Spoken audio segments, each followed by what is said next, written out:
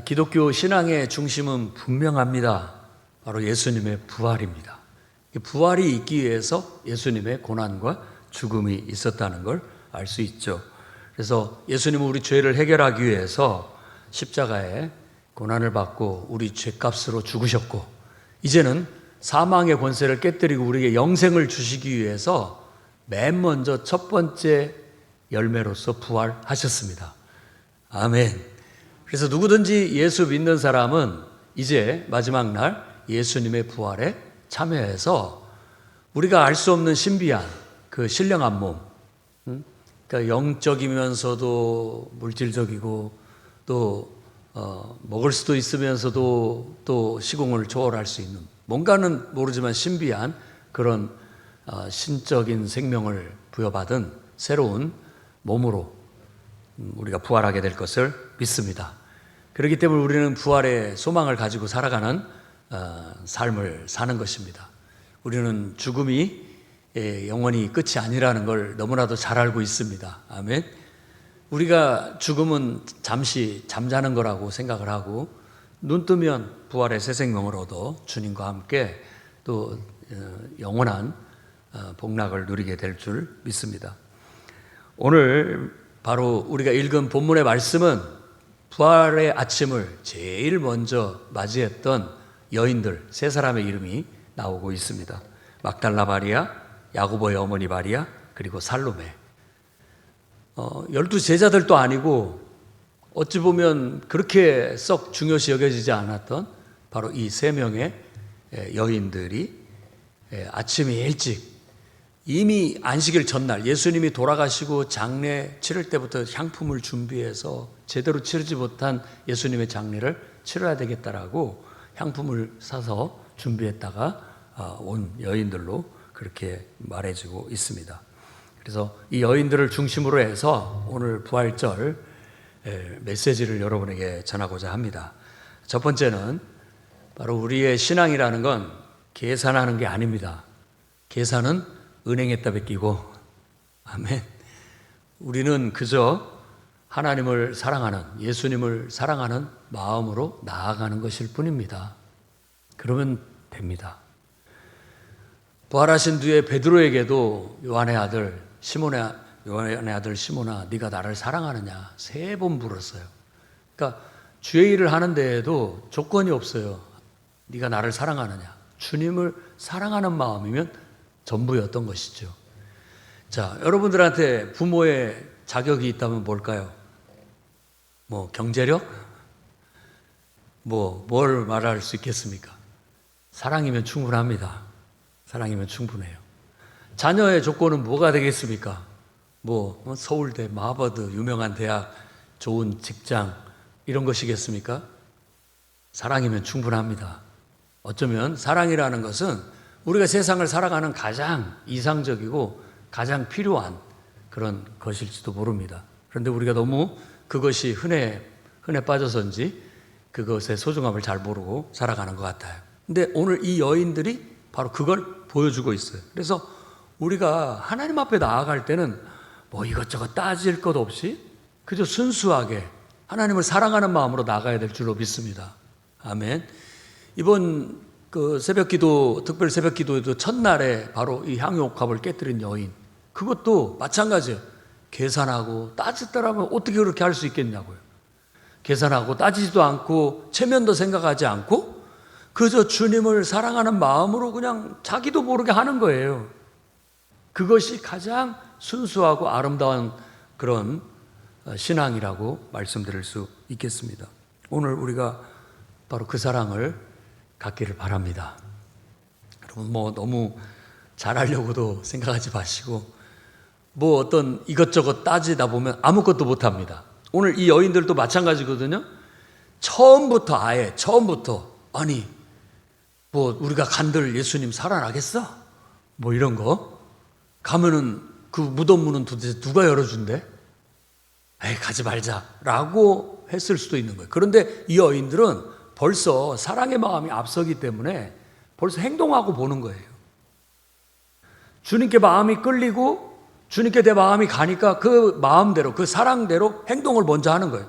그리고 난 다음에 눈앞에 있는 현실을 보니까 아니 그럼 돌은 누가 옮겨주지? 이제 그 뒤에 생각이 나는 거예요. 만일 이런 걸 미리 따지고 계산했더라면 아예 행동도 안 했을 것이고 오지도 않았을 거예요. 우리의 인생 속에서도 너무 완벽주의를 추구하면 아무것도 행하지 못합니다. 이래서 못하고 저래서 못하고 여러 이유들을 따지다 보면 아무것도 못해요.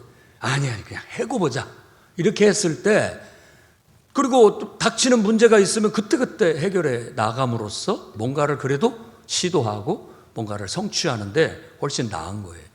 여러분, 결혼도 사랑이 앞서니까 한 거예요. 계산이 앞서면 그거 쉽지 않습니다. 자꾸 미루게 되고 조건 따지다 보면 어느 세월에 그걸 다 맞추겠냐고요. 자녀를 낳는 것도 마찬가지 아닙니까? 계산하고 따지면 언제 자녀를 낳아야 딱 좋습니까? 몇 명을 낳아야 딱 좋습니까? 너무 많은 계산을 하고 사는 것 같아요. 요즘 세상 사람들이. 신앙생활마저도 너무 많은 계산을 하다 보니까 피곤해요. 뿌리를 깊게 내리지를 못하고 정말 이렇게 아름다운 열매나 아름다운 향기를 내기가 참 어려운 것 같습니다. 그러나 이번 부활주의를 맞이해서 우리의 신앙은 그래, 그냥 계산하지 말자. 이렇게 너무 복잡하게 따지지 말자. 신앙은 순수한 것이야. 하나님을 향한 사랑일 뿐이야. 내가 하나님을 사랑하고 주님께 내가 뭔가를 드리고 싶은 마음에 그저 순수하게 주님을 섬기고 순수하게 주님을 섬기는 마음으로 봉사하고 섬기는 것이지 그 이상도 그 이하도 아니다. 너무 복잡하게 생각하지 말자. 예수 믿는 건 단순합니다. 내 봉에는 쉽고 가벼우니 내게 와서 배우라 라고 주님 말씀하지 않습니까? 오늘 우리가 너무 많이 따지지 않기를 바랍니다. 어떤 어머니가 있었다고 해요. 자식이 사고로 거의 이제 식물인간이 되고 소생할 가능성이 없습니다. 그럼에도 불구하고 어머니는 어떻습니까? 매일 병원을 찾아서 아이를 닦아주고 대화하고. 그러니까 안타까워서 간호사가 얘기했답니다. 아유, 너무 자주 오지 마세요. 어머니 몸도 챙기셔야죠. 이렇게 얘기하는데, 아유, 내가 그 어머니 행동 답변이 뭐냐? 내가 아이를 사랑하기 때문에 오고 싶습니다. 그랬다고 하죠. 그거죠. 무슨 이유가 더 있겠습니까? 뭔 이유가 더 있겠냐고요. 오늘 우리에게 주님은 말씀하십니다. 너무 많이 계산하지 말고 나만 믿고 나와라. 어쩌면 우리에게 딱 필요한 건 주님 사랑합니다. 나의 생명의 근원 되시고 내게 은혜와 복의 근원 되신 주님을 사랑합니다 하는 마음으로 주님 앞에 순순히 나오는 것이라고 볼 수 있습니다. 근데 너무 앞에를 너무 따지다 보면 어떤 것을 해보기도 전에 포기하게 되고 또 너무 손해 같은 것들을 생각하다 보면 아무것도 시도도 못하게 되고 또 여러 가지 이해관계를 따지다 보면 예배 자리에도 나가지도 못할 뿐만 아니라 은혜도 받지 못합니다. 이래서는 안 되겠습니다. 오직 순수한 믿음과 순수한 주님을 향한 사랑으로 나아갈 때 부활의 영광을 보게 될 줄로 믿습니다. 두 번째로는 여인들이 무덤으로 가면서 가장 걱정했던 거 사실 부닥치고 현실의 문제죠.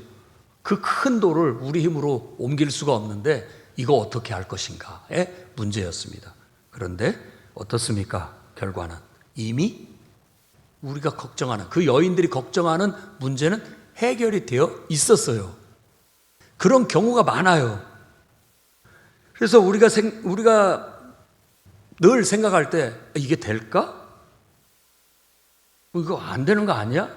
너무 많은 염려를 가지고 마치 우리가 뭘 해야 하는 것처럼 생각을 하는데 성경의 진리는 때때로 하나님께서 이미 이루어 놓으셨습니다.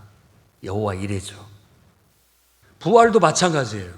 부활도 이미 하나님이 주의 사자 한 청년이라고 나오는데 이 청년은 천사라고 볼 수 있습니다. 이미 하나님께서 천사에게 심부름을 보내서 다 그 일을 이루어 놓으신 거예요. 그러니까 염려했던 것이 쓸데없는 염려가 된 거죠. 걱정했던 일이 쓸데없는 걱정이었던 거예요.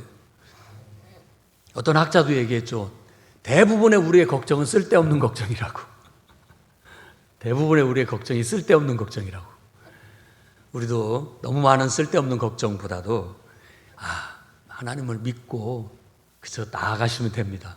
그리고 우리 믿음 속에는 하나님이 이미 다 이루어 놓으셨다, 이런 믿음과 확신이 있었으면 좋겠어요.